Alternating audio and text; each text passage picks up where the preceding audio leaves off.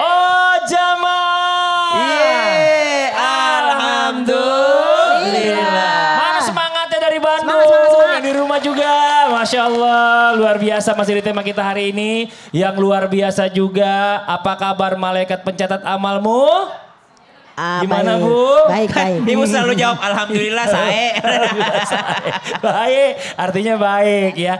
Oke, kita lanjut lagi nih Ustaz Syah, pertanyaan tadi sebelum iklan nih ya. Kalau kita bicara masalah tadi kan udah dibahas nih. Masalahnya adalah kalau seandainya nih ya anak kita udah berbuat kebaikan. Coba kita tanya, Bu di sini siapa yang suka sedekah? Ada?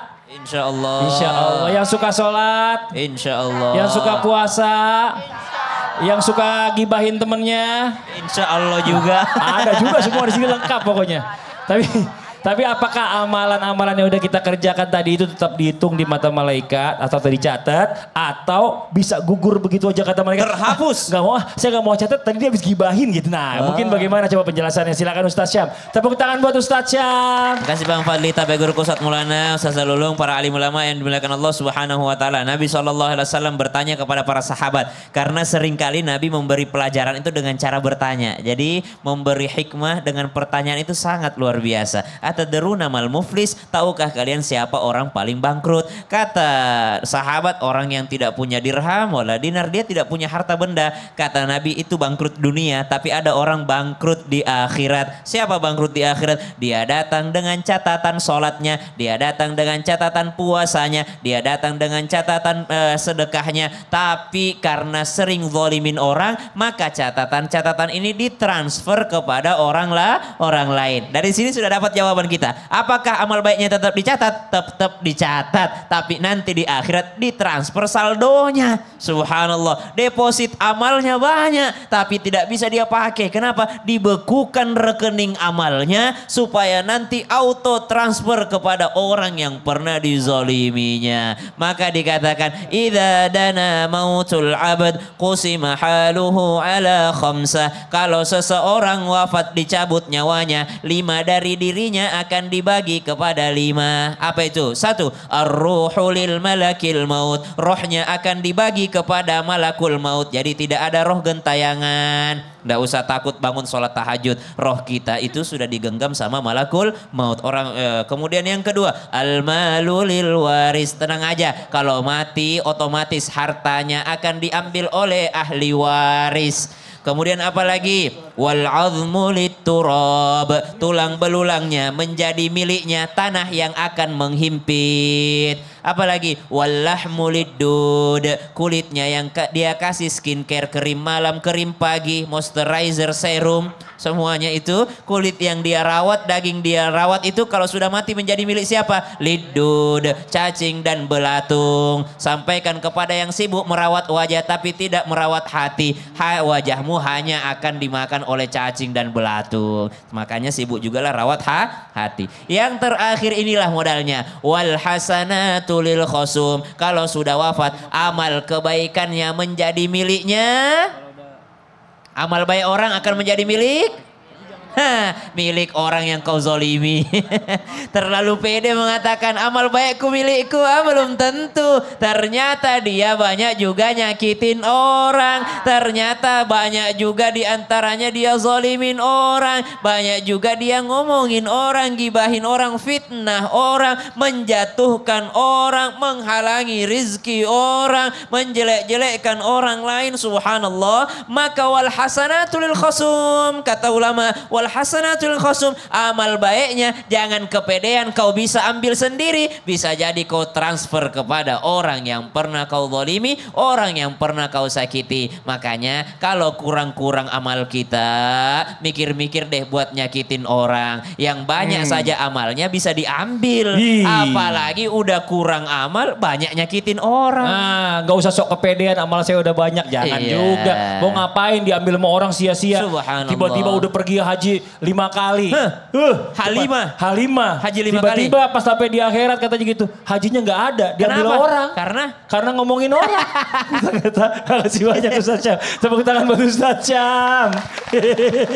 Kita lanjut lagi jamaah. Kita panggil lagi Ustazah Lulung, boleh maju ke depan Ustazah Lulung. Tepuk tangan dong. Masya Allah. Nah ini ada pertanyaan nih ya. Apa tuh? Pertanyaannya lebih agak sedikit ke logika gitu iya, ya kan. iya, iya. Bagaimana caranya sebenarnya malaikat mencatat amal ya kan. Katakan sekecil apapun perbuatan kita akan dicatat oleh malaikat. Lah kita aja kan lupaan orangnya. Ya, kecil-kecil aja kita kadang-kadang udah gak inget. Yang mana ya? Masa sih? Gitu. Jangan-jangan takutnya malaikat. Itu kan kita. Itu kita. Itu kan Kak Fadli yang lupa. Kalau Sorry malaikat, saya enggak. oh ya Allah masa sih? Coba penjelasannya. Udah, Tepuk tangan buat Ustazah Lulu. Terima kasih Kak Fadli, mohon izin Ustaz Syam, Ustaz Maulana dan bunda-bunda yang CCM cantik-cantik manja.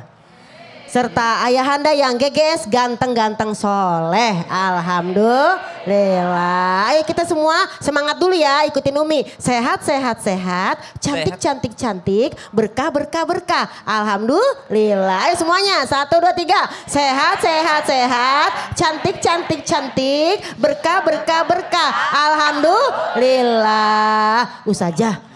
Bagaimana sebenarnya cara malaikat mencatat amal? Apakah sekecil apapun perbuatan bahkan yang kita sendiri lupa akan tetap tercatat?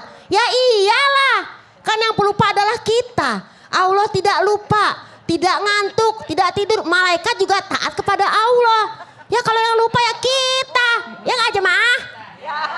Kan cempreng suara saya kan katanya. Yang pertama, Allah tidak pernah lupa. La tahuzu sinatun wala naum, tidak pernah ngantuk, tidak pernah tidur. Sementara kita ngantuk mulu. Kalau Nabi tidurnya sedikit-sedikit, kita sedikit-sedikit tidur. Ya kan? Malaikat nggak pernah lupa, kita dikit-dikit lupa. Jadi apapun amalan pertama pasti tercatat. Tadi dinyatakan kan bahwa ketika kita sholat subuh, sholat asar jangan sampai ketinggalan. Sholat asar hafizu ala sholawati wa sholatil wusto. Asar itu kita harus jaga karena dia juga adalah amalan-amalan yang ditarik oleh Allah Subhanahu wa taala dan juga di waktu subuh disaksikan oleh para malaikat. Yang kedua, kenapa kita ngerti bahwa itu dicatat? Ya Allah, tiap hari kan kita didampingin sama Rokib dan Atid. Rokib, Atid. Rokib, Atid. 1, 2, 3 Rokib, Atid. Nah begitu gitu. Kalau malaikatnya ada, Ibu gak usah nanya begini. Kalau Rokib Atid kita di sini 1 orang ada, berarti malaikatnya banyak. Gak usah ditanyain. Rukun iman adalah 1. Selain kita beriman kepada Allah, mengimani malaikat. Dan ternyata malaikat itu Masya Allah Tabarakallah, itu adalah salah satu malaikat aja nih ya. Yang mana jarak antara daun telinga ke punggungnya itu adalah jarak 500 tahun perjalanan. Jadi kita imani Allah mengawasi kita, malaikat mengawasi kita dan mencatat. Dan juga kita mudah-mudahan terus semangat berbuat baik. Yang penting 1, ya kan, Allah sangat suka dengan amalan kita mau kecil mau besar ataupun kita lupa. Itu yang penting istiqomah. Yang kedua sedikit tapi rutin. Yang ketiga gak usah terlalu lebay. Ya kan, kita nggak apa-apa melupakan keburukan dan kesalahan orang kepada kita. Tapi kita juga jangan lupa kebaikan orang kepada kita. Tapi kalau kesalahan kita jangan kita lupakan. Kalau kebaikan lupakan saja. Masya Allah luar biasa. Nah sekarang kita waktunya mendengarkan kesimpulan dari pertemuan kita hari ini disampaikan guru kita Ustadz Maulana. Silakan Ustadz. Apa kabar malaikat pencatat? Ketahuilah malaikat pencatat itu mengantarkan buat kita untuk apa? Mengantarkan supaya kita memperbaiki diri. Ketahuilah kalau kita lagi berada di satu ruangan dan ada CCTV, pasti kita merasa diawasi dan tidak akan berani berbuat keburukan. Kalau kita merasa diawasi, ada malaikat mencatat amal kebaikan kita ataupun keburukan kita, maka kita pasti mengawasi, memperbaiki diri kita. Karena kenapa? Potensi untuk berbuat salah apalagi dosa tidak akan mungkin terjadi kalau kita merasa diawasi. Kemudian apalagi ketika kita merasa apa? Merasa bertambah keyakinan kita bahwa Allah Maha Pengampun. Amin. Masya Allah, silakan Ustaz Syam doa kita hari ini. Alhamdulillahi Rabbil Alamin. Allahumma salli ala Sayyidina Muhammadin Nabiyil Ummi wa ala alihi wa sahbihi wa sallim. Rabbana taqabbal minna innaka antas sami'ul alim. Ya Allah, terimalah sekecil apapun amal ibadah kami ya Allah.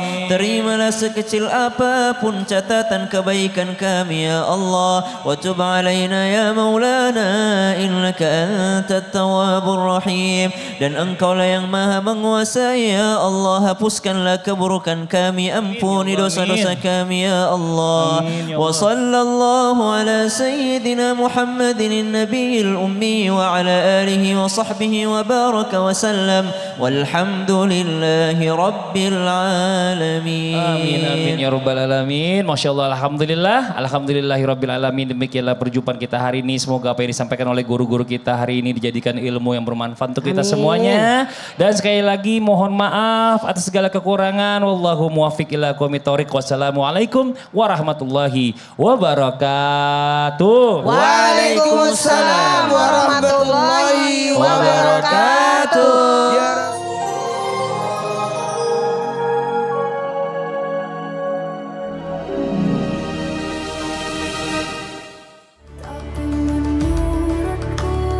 Ya ini 1.500 jual emangnya 2.000. Hari-hari Bu dagang kerang, ngambil lama nelayan. Nggak, dia jadi orang punya, biar makan enak.